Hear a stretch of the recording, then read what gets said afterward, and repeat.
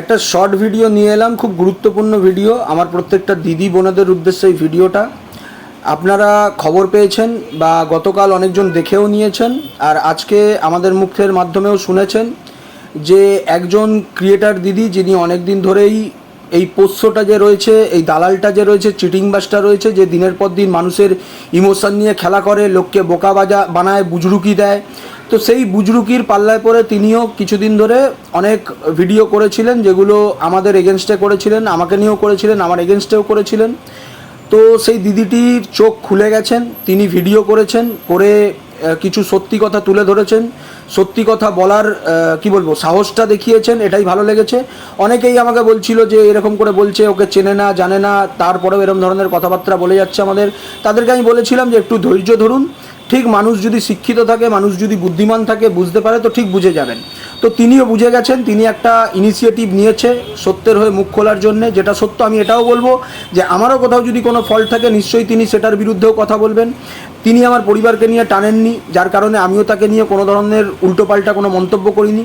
কিন্তু আমার দিদিদের উদ্দেশ্যে একখানা রিকোয়েস্ট, এখন ওনাকে ভয় ভীত সন্ত্রস্ত করার জন্যে এই পোষ্যের কিছু দালালরা রয়েছে, পোষ্যের কিছু পোষ্যরা রয়েছে, যারা তাকে গিয়ে অনেক ধরনের নেগেটিভ কমেন্ট করছে, অনেক ধরনের উল্টোপাল্টা মন্তব্য করছে।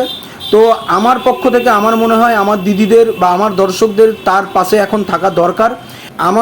আমার দিদি বললাম বলে বা আমার দিদিদের বললাম বলে অন্যরা কেউ খারাপ ভাববেন না। আমার প্রত্যেকজন দিদি যারা অন্য ক্রিয়েটারদেরও সমর্থক রয়েছেন, সেই দিদিদের উদ্দেশ্যেও বলছি, আপনারাও প্রত্যেকজন আমার দিদি, আমার বোনেরা, তারাও কিন্তু এই সময় যারা সত্যের সাথে রয়েছেন, যারা এই নোংরামির বিরুদ্ধাচারণ করছেন, যারা এই নোংরামির বিরুদ্ধে গর্জে উঠেছেন অ্যাজ এ ভিউয়ার্স হিসেবে, তো আপনাদের কাছেও রিকোয়েস্ট থাকলো যে আপনারাও কিন্তু নিজেদের ইনিশিয়েটিভটা নিন। অ্যাজ এ ভিউয়ার্স হিসেবে না হলেও কিন্তু কমেন্টে গিয়ে তাকে যেন অন্ততপক্ষে সমর্থনটা দেন।